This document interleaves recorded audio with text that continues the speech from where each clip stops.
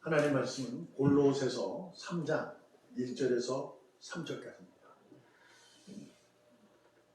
제가 1절을 읽고 여러분이 2절을 읽으시고 3절은 같이 읽겠습니다. 제가 먼저 1절을 읽습니다. 그러므로 너희가 그리스도와 함께 다시 살리심을 받았으면 위의 것을 찾으라. 거기는 그리스도께서 하나님 우편에 앉아 계시느니라.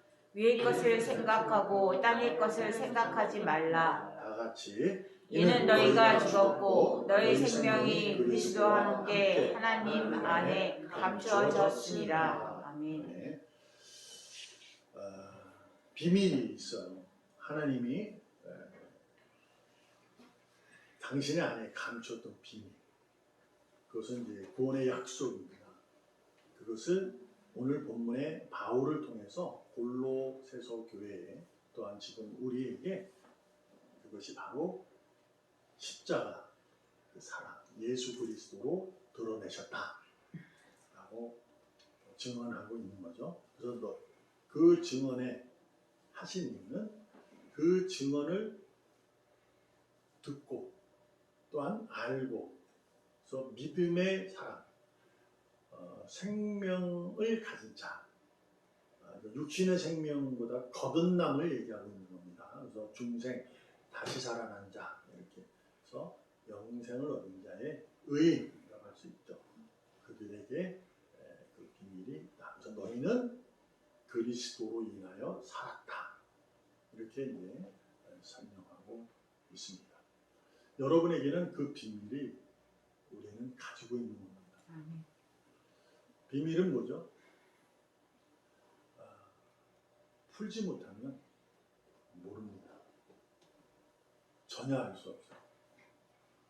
그리고 비밀을 우리는 믿음에 의해서 알고 있는 거죠. 여러분에게 그러한 비밀, 지혜로움이 있어서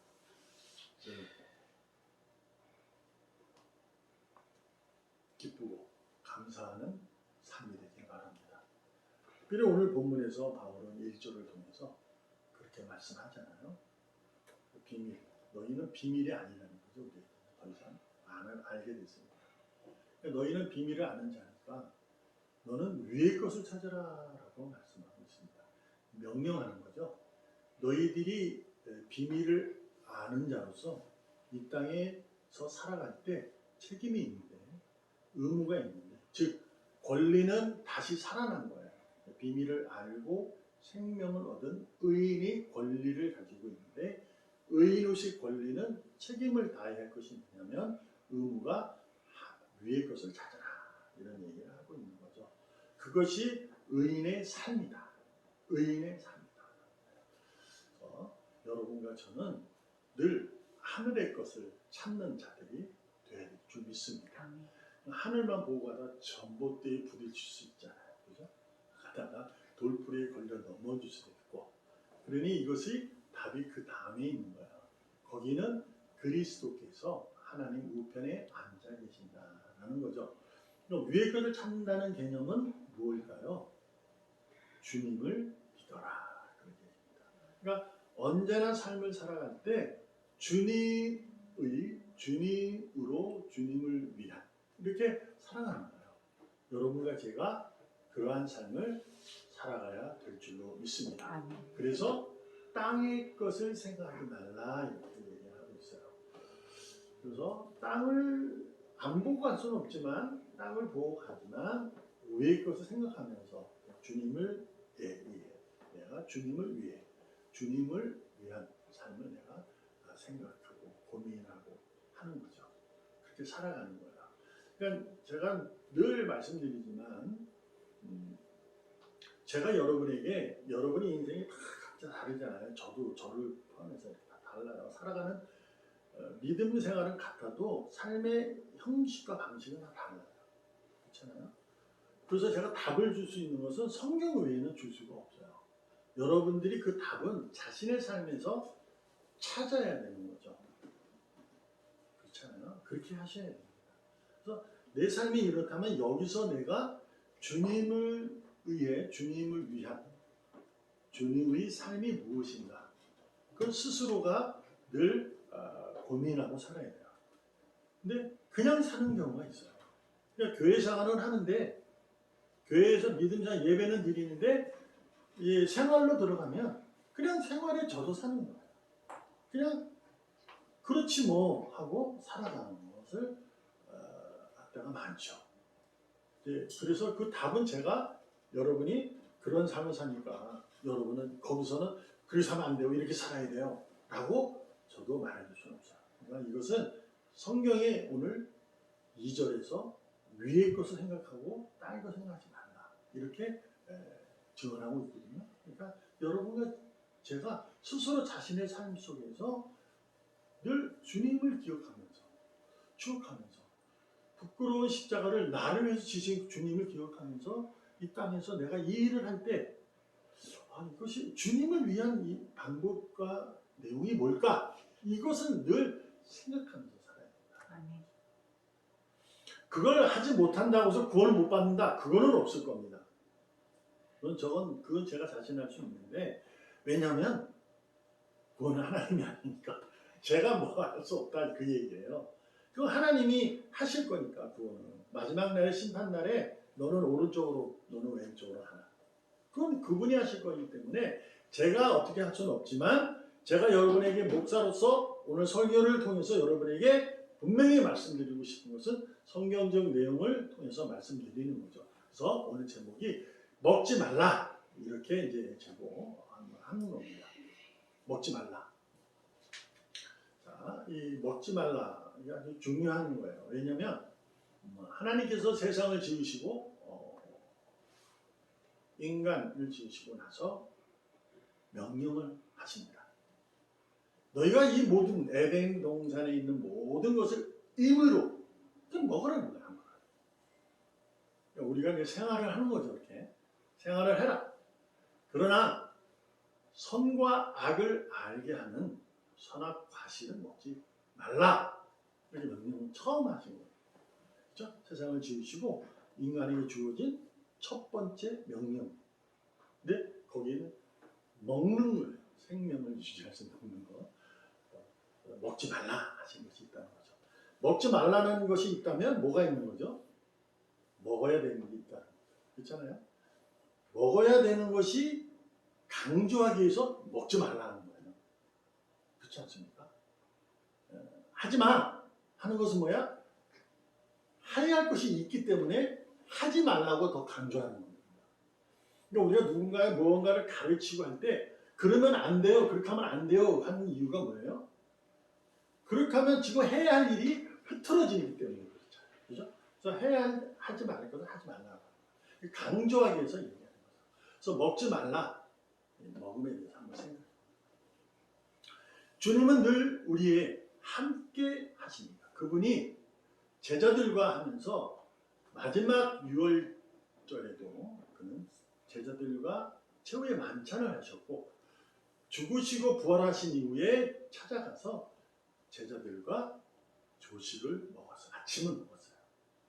그리고 지금도 뭐라고 하시냐? 우리의 마음의 문에 밖에 서서 문을 두드리고 있으면서 내가 들어가 너와 함께 먹고 마시겠다.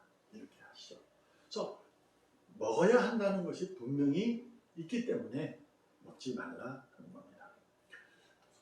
놀라운 게 뭐냐면 이 명령 때문에 가장 좋아하는 것이 누구냐? 마귀입니다. 명령이 이렇게 흙과 백이 딱 나눠져 있으면요. 가장 좋아하는 게 사탄이에요.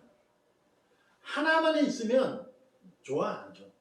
뭐 반대가 없으니까. 아예 그 개념이 없기 때문에 모르는 거죠. 그러니까 뭐 없어요. 근데 먹어라, 먹지 말라라는 흙과 베개 같은 논리가 있기 때문에 마귀가 좋아하는 거예요.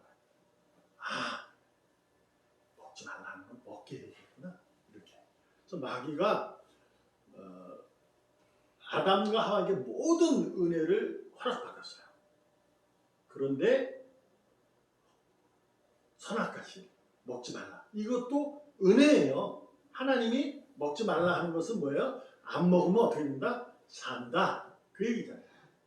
그러니까 이거 은혜예요. 근데 그거를 통해서 마귀가 가까이 와서 하와에게 선악과를 보게 하죠. 야, 어때? 그러니까 선악과가 보기도 좋고 먹기도 좋은 것 같아요. 그렇죠? 계속 보게 합니다. 여러분, 마귀가 먹으라 하지 않았어요. 어떻게 하느냐, 뭐라 했느냐. 그러니까 스스로 말하는 거죠. 그래서 먹게 됐잖아요. 그러니까 우리가 무언가를 보느냐에 따라서, 무엇을 생각하느냐에 따라서 행동을 하게 됩니다. 그래서 뭐 좋지 않은 얘기는 뭐 눈에는 뭐만 보인다 그러잖아요. 그죠? 뭐 눈에는 뭐만 보인다. 그러니까 그렇게 행동이 나오는 거야. 보는 대로 행동하는 거야. 그래서 그런 얘기가 이제 우리가 조심해야 게 부모는 부모는 자녀에게 거울이다 이렇게 얘기하잖아요. 그래서 자녀는 늘 부모를 보고 살아요. 그래서 부모에 의해서 그 자녀가 그 성품이 형성이 되는 경우가 크죠. 그래서 우리 자녀가 말을 안 듣면 나 때문에 그러는 거예요. 자식. 그건 이제 무슨 얘기하고 싶은 거냐면 우리는 보는 거 생각하는 대로 행동을 하게 되는 거예요. 그래서 결국 마귀가 하와를 이렇게 유혹해서 선악 과실을 보게 하자 먹게 된 거예요. 그래서 어떻게 됐습니까? 선악 과실을 먹음으로 말미암아 그들은 복을 잃어버렸어요. 생명을 잃은 거죠. 정령 죽은 거죠. 근데 하나님이 살리셨잖아요. 그래서 이제 다시 살아났다. 오늘 골로새 바울이 얘기하는 게 너희는 하나님 안에 감추었던 그리스도 예수에 의해서 살아난다. 비밀이 된 거예요. 그래서 바울은 그래서 우리들에게 하는 얘기가 있어요. 그것 때문에 의인이 세상에서 살아갈 때, 의인이 의인으로 삶을 살아갈 때 돌아볼 것이 있다. 반드시 봐야 할 것이 있다. 그것은 보이는 것이 아니라 보이지 않는 것이다. 말도 안 되는 거죠. 돌아봐야 한다, 봐야 한다 그랬는데 보는 것이 아니라 보이는 게 아니라 보이지 않는 거. 뭘까요? 비밀이잖아요, 그렇죠? 비밀은 안 보여요. 뭘로 보여요? 믿음으로밖에 보이지 않아요. 우리가 아무리 교회를 다녀도요, 오랜 세월 다녀도 예수님이 나를 위해 십자가에서 죽으시고 땅에 무덤에 살아났다는 사실을 보지 못합니다. 믿음이 없습니다. 그냥 교회는 다닐 수 있어요. 그러니까 실질적으로 제가 말씀드리고 싶은 것은 세상에 살아갈 때도 좋은 일은 누구나 할 수 있어요. 그렇잖아요? 좋은 일을 할 수 있는데 좋은 일을 하는 것도 그저 이렇게 휩쓸려서 하는 것도 많아요. 그렇잖아요? 진정성. 그 진정성 어디서 나오는 거야? 그게 이제 그분이 가진 마음, 자세, 생각. 그분의 진정성 거기서 나오는 거거든요. 근데 이것을 우리가 믿음으로 이해해보면 그런 거죠. 교회는 누구나 다닐 수 있지만 믿음이 없으면 주님을 보지 못해요. 믿음이 없어도 교회는 다닐 수 있어요. 우리가 절에도 가잖아요. 그런 거하고 같은 거예요. 그냥 가서 뭐 듣는 거에 무슨 소용이 있겠어요. 아, 좋은 얘기 하는가 보다 하는 거죠. 근데 교회는 좋은 얘기 하는 곳이 아니잖아요. 그렇죠? 야단 듣는 곳이지. 먹지 말래잖아요. 여하튼 바울이 뭐냐면 보이지 않는 것을 돌아봐야 한다. 그래서 뭐냐면 반드시 보고 먹어야 할 것이 있다는 거예요. 여러분에게 질문하면 여러분이 세상에서 가장 큰 떡은 뭐죠? 가장 큰 떡. 남의 떡입니다. 남의 떡이 가장 커 보여요. 놓친 고기가 가장 크고 남이 잡은 거는 무조건 큰 거예요. 남의 거는 다 커 보여요. 그래서 우리가 세상은 다 커 보이는 거예요. 내 떡이 있어요. 여러분은 저희 떡이. 근데 하나는 커요. 요한복음 6장 48절에서 51절까지 제가 읽겠습니다. 48절 내가 곧 생명의 떡이다. 너희 조상들은 광야에서 만나를 먹었어도 죽었다. 이는 하늘에서 내려온 떡이니 사람으로 하여금 먹고 죽지 아니하게 하는 이니라. 나는 하늘에서 내려온 살아있는 떡이니 사람이 이 떡을 먹으면 영생하리라. 내가 줄 떡은 곧 세상의 생명을 위한 내 살이니라 하시니라. 아멘. 그러니까 이게 어떤 의미냐면 9절에 보면 너희 조상들은 광야에서 만나를 먹었다. 만나는 어디서 왔어요? 하늘에서 온 거예요. 하나님이 주신 거예요. 하도 배가 고프다 그러니까 만나와 메추라기를 주셨어요. 근데 그걸 먹고 어떻게 했다? 죽었다. 물론 이제 조상들 중에도 구원을 받은 자가 있어요. 근데 이것은 어떤 의미를 갖고 있는 거냐면 49절에서 50절을 넘어갈 때 보면 이 문맥이 잘 안 맞아요, 많이. 그래서 이제 무슨 얘기냐? 이건 48절을 얘기하고 50절에서 51절을 얘기하고 싶은 건데 그 중간에 49절을 띄우는 거죠. 조상들의 만나를 먹어도 죽었다. 이게 뭐냐면 그들이 불평하고 원망해서 하나님 그래 알았어 세상 거 먹어 하고 주신 거예요. 먹었어요. 그걸 먹어도 죽는다는 걸 알려주는 거예요. 그 얘기를 하고 싶은 거죠. 그러니까 우리가 세상에서 살다 보면 가장 큰 떡은 남의 떡이에요. 내가 가지고 있는 것보다 남의 것이 커 보이는 거예요. 그래서 뭐가 생겨요? 욕심이라는 게 우리가 생기는 거예요. 그 욕심이라는 것은 어떻게 보면 내가 살아가는 에너지 같은 거예요. 그것이 있기 때문에 내가 더 열심히 살아야 되는 거예요. 그것을 뭐라 하지는 않습니다. 그건 반드시 중요한 거예요. 근데 오늘 우리가 같이 나누고자 하는 은혜의 말씀은 먹어야 할 떡이 우리에게는 이미 있다는 거예요. 하나님 안에 감추었던 그 생명의 떡, 주님. 그리고 우리는 그 떡을 먹어야 하는 거예요. 미치겠죠? 주님은. 그러니까 말씀드렸다시피 처음에 제가 답을 못 주는 건 이 답이 하나였어요. 여러분의 각자의 삶 속에서 그 떡을 그러면 어디 무슨 떡? 내가 지금 이런 일을 하고 나는 이런 일을 하는데 무슨 떡이에요? 그렇게 물어볼 때 내가 그 답은 못 준다니까. 그러면 이 사람 얘기 상담을 듣고 한 사람은 이런 떡을 한 사람은 그럼 다 틀리잖아요. 다를 수도 있다고요. 그래서 그 떡은 생명의 떡인 그 떡을 여러분이 먹고 하는 거예요. 그러면 답을 찾을 수 있어요. 거기서 내 삶 속에서 내가 주님을 위한 삶이 무엇인가? 그 답을 찾을 수 있습니다. 자꾸 무슨 답을 설교 시간에 답을 얻으려고 내 삶에 답을 얻으려고 하지 마시고 답은 이미 주어진 거예요. 내 삶의 한 부분 한 부분 이 세세히 그 답을 여러분이 스스로 찾으셔야 돼요. 뭘로? 믿음으로. 옳고 그름을 찾는 것이 아니에요. 선택과 판단은 이미 하나님께서 생명과 죽음을 뒀어요. 그 선택하라는 거죠. 세상에 어떤 사람이 죽음을 선택해요? 생명을 선택하지. 그 아주 간단한 거거든요. 그러니까 내가 살아있는 떡을 먹는 것은 내 삶 속에서 내가 어떻게 이 생명의 떡을 먹고 살아가느냐. 이 방법은 여러분 스스로가 연구하시고 공부하시고 답을 찾아가는 SB이셔야 돼요. 놀라운 게 뭔지 알아요? 그 떡을 먹으려고 찾고 생각하고 또 위에 거 생각하고 찾으면 그 답이 열려요. 지혜를 얻습니다. 분명한 거예요. 근데 그걸 안 하죠. 하긴 해요. 답을 찾으려. 근데 어디에? 주님에 의해서 답을 찾지 않고 자기가 스스로 남의 떡으로 답을 찾아가는 거예요. 그러니 맨날 답 못 찾았다고 그래요. 여러분과 저는 의인으로서 생명의 떡, 즉 주님의 먹고 마시는 데 심사해야 될 줄 믿습니다.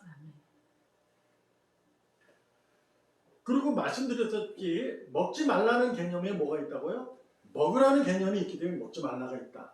그러니까 먹지 말라는 것은 먹어야 할 것이 있어서 강조하는 부분이다. 왜 그럴까요? 사도행전 10장 15절 시작. 여기서 한번 같이 읽었습니다. 시작. 또 두 번째 소리가 있으되 하나님께서 깨끗하게 하신 것을 내가 속되다 하지 말라 하더라. 아멘. 아멘. 사도행전 10장의 내용은 여러분도 알다시피 로마의 백부장에 있던 고넬료라는 이방인이 사도인 베드로를 초청해서 그에게 성령의 세례를 받고 싶어하는 내용이었어요. 근데 그들이 베드로라는 분을 하나님으로부터 이제 받게 됐죠. 베드로가 가라 그러니까 베드로가 하나님. 야, 너 저기 가면 로마 백부장 있어. 그 고넬료 있거든. 그 가족의 세례를 베풀어. 베드로는 어떻게 했어요? 사도예요. 근데 뭐라 합니까? 아니요, 안 가요. 왜 이방인에게 세례를 베풉니까? 이방인은 아군이 아니고 적군인데 그리스도의 적인데 그렇게 하고 계속 그러는데 하나님 뭐라 그랬어요? 두 번째 소리가 아니라 세 번째 가게 됐는데 두 번째로 내가 깨끗하는데 네가 왜 그러냐 그러고 있거든요. 먹지 말라는 것은요, 말씀드렸다시피 먹어야 할 것이 있기 때문에 그렇다고 했어요. 강조하는 거예요. 그러니까 먹어야 할 것은 깨끗하다는 거죠. 그죠? 근데 먹지 말라고 한 것도 뭐라고요? 깨끗한 거예요. 은혜예요. 근데 내가 세상의 큰 떡이 좋아서 먹지 말라는 것도 먹는 거예요. 그래서 속되다 하면서 먹는 거예요. 그래서 생명의 떡을 그림의 떡으로 만드는 어리석음을 짓지 말라는 거예요. 이것은 여러분이 삶을 살아가면서 자기의 삶에서 내 방법과 살아가는 방법, 주님의 살아가는 방법을 찾는 것의 한 부분이 될 수도 있어요. 여러분이 주님이 내 생명의 떡으로 먹어 내가 살아가는 존재인데 그 떡이 그림의 떡으로 만들어서는 안 돼요. 이 벽장 이렇게 벽에 딱 걸어놓고 떡을 이렇게 걸어놓고 아 되게 맛있게 보인다. 그러면 안 되죠. 그러지 말라. 여러분 하나님께서 내게 허락하신 모든 상황은 뭐예요? 깨끗한 거예요. 은혜. 거기에 내가 힘들고 어렵고 불편하고 막 이런 일이 기쁨과 슬픔이 공존돼 있어도 그 슬픔조차도 은혜. 거기가 그것이 고난이 유익하다고 얘기하는 것이 거기에서 있는 거예요. 그러니까 내가 깨끗하다는 네가 왜 네 마음대로 해? 왜 나를 네 벽장에다 집어넣고 있어? 왜 벽에다 붙여놓은 그림의 떡으로 만드냐? 하지 말아요. 여러분 늘 주님을 기억했으면 좋겠어요. 아멘. 디모데전서 4장 4절 한번 읽었던 건데 다시 한번 읽어봅니다. 시작. 하나님께서 지으신 모든 것이 선함에 감사함으로 받으면 버릴 것이 없나니. 아멘. 여러분이 그 슬픔조차도 내가 감사로 받으면 그것이 선하다는 거예요. 근데 우리는 그것을 다 어떻게 해결되게 바라요. 그래서 먹지 말라는 걸 먹으려고 했습니다. 뭐냐면 내가 이걸 먹어야 살 것 같아요. 근데 하나님 뭐래? 먹지 말래요. 예수님이 40일 동안 광야에서 배고픔 없이 먹지 못하고 40일 기도하는데 마귀가 나타나서 야, 너 능력 있잖아. 돌을 떡으로 바꿔 먹어. 그랬잖아요. 근데 그 예수님께서는 그 40일의 그 이런 고난조차도 은혜예요, 이게. 그래서 그는 당당하게 말하는 거예요. 사람은 떡으로만 사는 것이 아니야. 떡도 먹어야 돼요. 근데 말씀으로 사는 것이다. 이렇게 말씀하시 감사. 그게 뭐냐면 감사죠. 그러니까 내가 지금 힘든 상황에서도 이걸 견딜 수 있다는 거죠. 뭘로? 말씀으로. 말씀으로 견딘다는 것은 바로 주님을 기억하고 주님을 추억하고 내 삶을 주님을 위하고 주님에 의한 삶을 내가 살아가는 능력이 됩니다. 그래서 감사는 믿음의 큰 능력입니다. 여러분이 이렇게 예배를 드리는 것이 바로 감사의 능력이 되는 거고 여러분이 그 능력 중에 또한 예물을 드린 것을 거기에 능력에 더 포함되는 감사의 큰 능력이 나타나고 있는 거예요. 하나님께서 지으신 모든 것이 선하다는데 내게 허락하신 그 모든 상황과 사실들이 선한 것이라는데 그것을 감사로 못 받고 그러면 안 돼요. 하나님께서는 여러분과 저에게 허락하시고 허용하시는 모든 상황은 있습니다. 하나님이 괜히 그러실까? 그러실 수도 없지 않아 있을 수 있습니다. 그러나 그것은 시험이라고 그러죠. 그것은 바로 아브라함의 시험과 욥의 시험이 있는 거죠. 욥의 시험은 허용을 하신 것이고 여하튼 우리는 그 상황, 이런 상황 속에서도 믿음의 사람은 어떠한 삶을 살아야 되는지를 오늘 정확하게 말씀하고 있습니다. 먹지 말라는 것은 감사의 표시입니다. 먹지 않는 행위로 감사의 표시예요. 오늘 여러분이 이렇게 예배를 드리고 주님에게 더 가까이 주님이 더 가까이 가고 싶어서 나오신 이 감사가 하나님은 대단히 기뻐하시고 있습니다. 아멘. 여러분의 삶에 일거수일투 세밀하게 관심하시고 여러분의 삶이 머리카락을 세시고 눈동자처럼 보호하시는 그분께서 여러분이 일일이 다 하세요. 다만 내가 주님이 이것까지 알까? 남의 떡에도 그 떡은 좀 먹어야겠다. 그러지 않기를 바랍니다. 주님에게 모든 것을 맡길 수 있는 믿음의 능력은 바로 감사에서 이루어질 수 있는 겁니다. 감사가 없으면요 못 맡겨요. 어떻게 맡길 수 있겠어요? 내 삶은 누구에게 맡겨요? 시간에 맡기고 자기 돈에 맡기고 자기 능력에 맡기고 자기 지식에 맡기게 되지 하나님께 맡기는 사람은 없거든요. 여러분 답을 줍니다. 여러분의 일상의 상황에서 여러분이 오늘도 생명의 떡을 믿음으로 늘 보고 먹으면서 항상 배부른 감사가 넘치기 바랍니다. 아멘. 풍요롭고 풍성한 은혜가 넘친다는 의미는 배부르다는 거예요. 뭐가? 감사가. 쫄쫄 굶고 있는데 감사하다.